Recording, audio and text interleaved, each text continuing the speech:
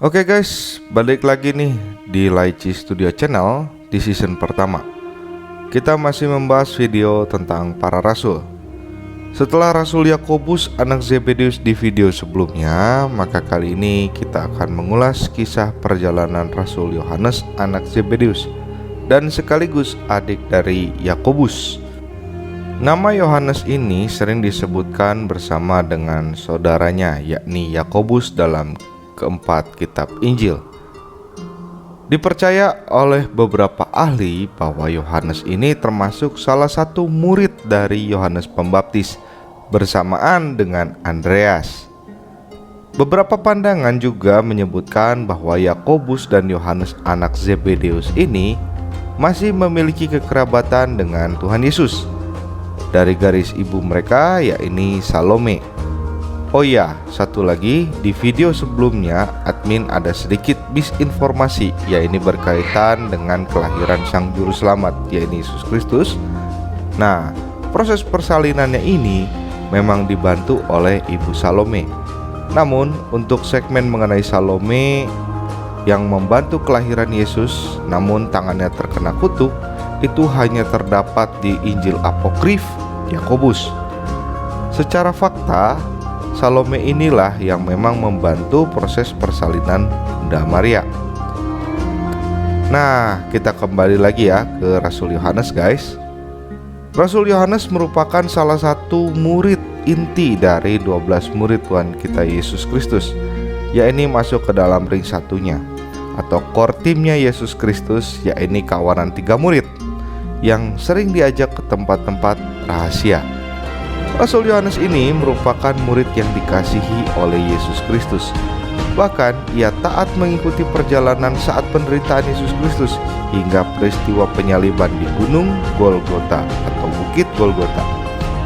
Tradisi gereja mempercayai bahwa dia adalah penulis dari beberapa buku dalam Alkitab, yaitu Injil Yohanes, 3 surat-surat Yohanes, yaitu surat 1 Yohanes, surat 2 Yohanes, dan surat 3 Yohanes, dan juga wahyu kepada Yohanes. Kemudian, bagaimanakah dengan asal-usulnya saat menjadi murid, dan bagaimana dengan karya kerasulannya? Tonton video ini sampai habis guys. Yang pertama, kelahiran dan asal-usul. Rasul Yohanes anak Zebedeus ini adalah termasuk rasul yang mula-mula dipanggil oleh Yesus Kristus. Rasul Yohanes lahir sekitar abad mula-mula tahun Masehi atau diperkirakan 6 tahun sesudah Masehi. Ia lahir di Betsaida, merupakan kota dari Rasul Petrus dan Andreas, alias masih satu kampung dengan mereka. Nama Yohanes ini sendiri jika ditulis dalam bahasa Ibrani dibaca Yohanan atau Yonan. Dalam bahasa Yunani disebut Yohanes, yang berarti Allah Maha Baik. Ia merupakan putra dari Zebedeus dan ibu Salome, juga merupakan saudara dari Yakobus. Ia dan saudaranya disebut Boanerges, yang berarti anak-anak guru atau petir. Yohanes memiliki latar belakang keluarga yang berada atau dalam status ekonomi yang cukup mapan. Bahkan di episode Rasul Yakobus sebelumnya diceritakan bahwa keluarga dari Yohanes inilah yang memasok kebutuhan ikan untuk imam besar. Ia berprofesi sebagai nelayan, tetapi bukan nelayan biasa, ya melainkan juragan ikan ya. Nah, Rasul Yohanes selain bekerja sebagai nelayan, ia juga belajar kepada Yohanes Pembaptis. Dan perlu diketahui bahwa pada saat itu di daerah Transyordan di mana Tuhan Yesus dibaptis di Sungai Yordan, kemudian keesokan harinya Yohanes inilah yang dimaksud tanda petik murid lainnya, tercantum dalam Injil Yohanes 1 ayat 3 sampai dengan 40. Seperti yang dikemukakan oleh Pater Adolf Heuken SJ dalam buku Ensiklopedia Orang Kudus dan di video Andreas sebelumnya yang sudah admin jelaskan. Dari sini kita tahu bahwa Yohanes bersama dengan Andreas secara bersama-sama bertemu dengan sosok Mesias ini. Kisah Rasul Yohanes saat menjadi murid. Yang pertama, Yohanes adalah murid dari Yohanes Pembaptis. Di dalam kitab Injil Yohanes 1 ayat 35 sampai dengan 40, memang secara literal tidak disebutkan namanya. Di dalam ayat itu hanya disebutkan murid lainnya bersama dengan Rasul Andreas. Namun beberapa kalangan meyakini bahwa Yohanes anak Zebedeus inilah yang awalnya adalah murid dari Yohanes Pembaptis.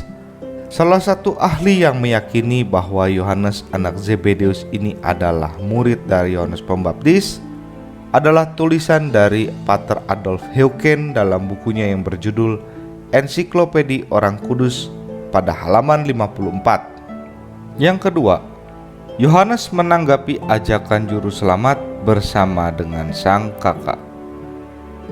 Yohanes yang berprofesi sebagai nelayan di Danau Galilea bersama dengan sang kakak yakni Yakobus dan ayah mereka yakni Zebedeus satu ketika berjumpa dengan Tuhan Yesus dan diajak untuk mengikutinya saat mereka membereskan jala di tepi Danau Galilea. Tercatat dalam Matius 4 ayat 21 dan Markus 1 ayat 19. Yang ketiga, Yohanes dijuluki Boanerges. Suatu ketika saat Tuhan Yesus mengunjungi desa Samaria, kemudian ia ditolak oleh orang-orang tersebut. Kemudian Rasul Yakobus dan Yohanes pernah mendesak Tuhan Yesus supaya menghancurkan kota Samaria.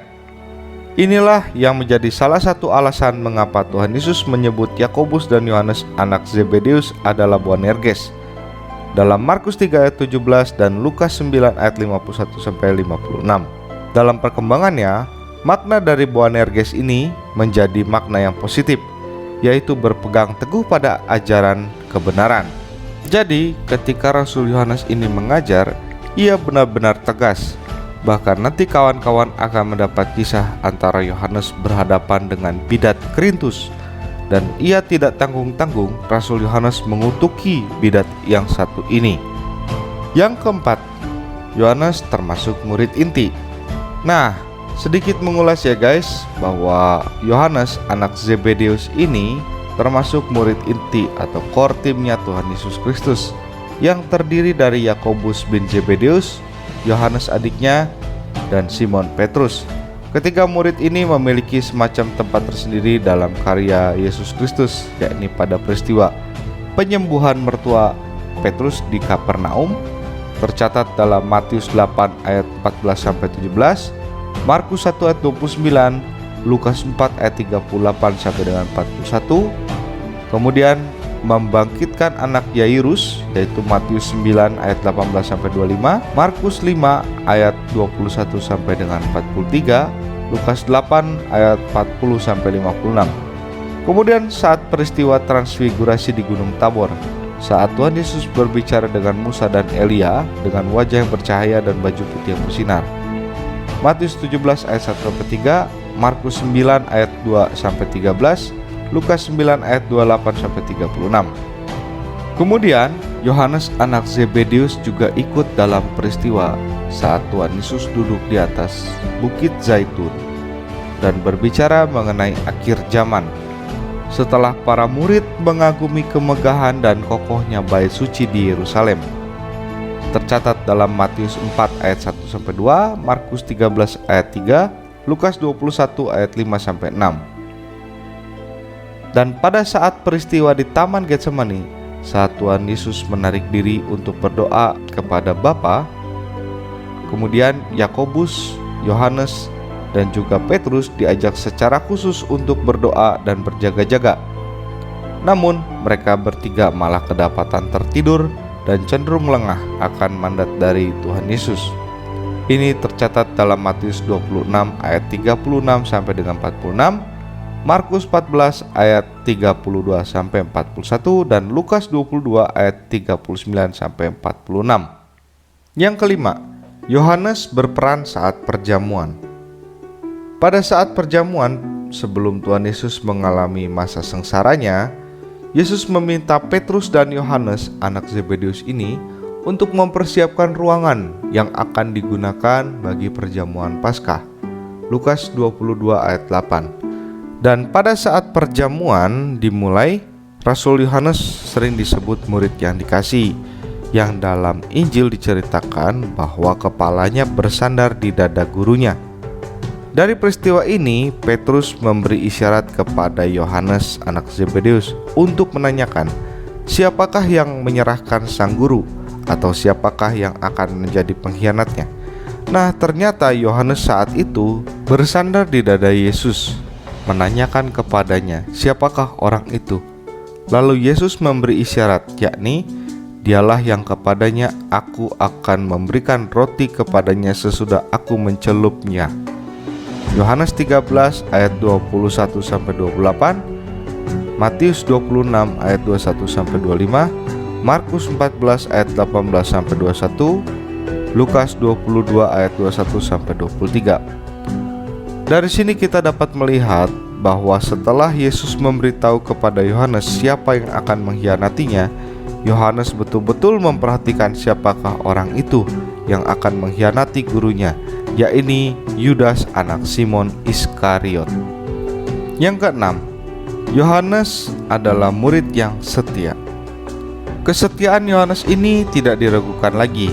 Pada saat peristiwa Tuhan Yesus ditangkap dan mulai diadili, Yohanes inilah yang mengikuti perjalanan saat Tuhan Yesus berada di rumah imam besar, yaitu Yusuf Kayafas, hingga peristiwa penyalibannya di Bukit Golgota. Jika kita merunut hubungan antara orang tua Yohanes ini alias Pak Zebedeus memiliki hubungan yang akrab secara bisnis dengan keluarga imam besar. Bahkan diperkirakan ialah yang memasok kebutuhan ikan di sana. Nah, pada saat peristiwa pengadilan Imam Agung Yusuf Kayafas, Yohanes bersama dengan Bunda Maria dan ibu dari Yesus menyaksikan peristiwa demi peristiwa, mulai dari dicambuk, pengadilan dibawa ke Gubernur Pontius Pilatus, hingga Sang Kristus dijatuhi hukuman salib dan memanggul salibnya sendiri hingga ke Bukit Golgota. Yang ketujuh, Yohanes diminta Tuhan Yesus untuk menjaga Bunda Maria. Saat Tuhan Yesus dinaikkan di atas kayu salib, Yohanes inilah sebagai murid yang setia dan paling dikasihi, hingga Tuhan Yesus mempercayakan ibundanya, yakni Bunda Maria, kepada Yohanes anak Zebedeus. Sejak saat itu, Yohanes diterima di kediaman Bunda Maria, tercatat dalam Yohanes 19 ayat 26-27. Bahkan menurut beberapa kalangan, bahwa Yohanes sudah dianggap seperti putranya sendiri. Yohanes melayani sang Bunda Maria dengan penuh rasa cinta dan hormat seperti ibunya sendiri. Yang kedelapan, Yohanes sangat antusias mendengar kebangkitan Yesus Kristus. Pada hari setelah kebangkitan, diketahui bahwa Rasul Yohanes inilah yang berlari lebih cepat mendahului Rasul Petrus. Begitu ia mengetahui bahwa makam telah kosong dari informasi Maria Magdalena. Rasul Yohaneslah yang pertama kali sampai di makam tersebut, dan Rasul Yohanes tercengang karena dilihatnya kubur batu itu telah kosong. Kemudian saat Rasul Petrus sampai, Rasul Petrus segera masuk ke dalam kubur itu dan meninggalkan Yohanes. Mereka berdua takjub dan mereka teringat dengan ia harus bangkit dari antara orang mati. Lalu mereka kembali pulang. Tercatat dalam Yohanes 20 ayat 1 sampai dengan 10. Yang kesembilan, Yohanes bertekun dalam penantian janji Bapa. Selanjutnya mengenai Yohanes bin Zebedeus adalah ia termasuk orang yang bertekun menantikan janji Bapa akan baptisan Roh Kudus. Peristiwa ini adalah peristiwa Pentakosta. Pasca kenaikan Tuhan Yesus ke surga, Yohanes bersama murid-murid lainnya, perempuan-perempuan termasuk Bunda Maria dan saudara Yesus, berkumpul sehati dalam doa bersama-sama menantikan janji Bapa. Tercatat dalam Kisah Para Rasul 1 ayat keempat dan Kisah Para Rasul 2 ayat 1 sampai dengan 4. Nah, karena episode Rasul Yohanes cukup panjang, oleh karena itu admin akan membagi ke dalam part berikutnya. Di episode yang akan datang, admin akan membahas tentang karya kerasulan Yohanes di kota Efesus. Nantikan selalu video dari Laici Studio Channel. Pastikan klik tombol subscribe dan loncengnya dan share kepada teman-teman kamu sekalian. Terima kasih. Tuhan Yesus memberkati. Oke, sampai jumpa lagi di video selanjutnya.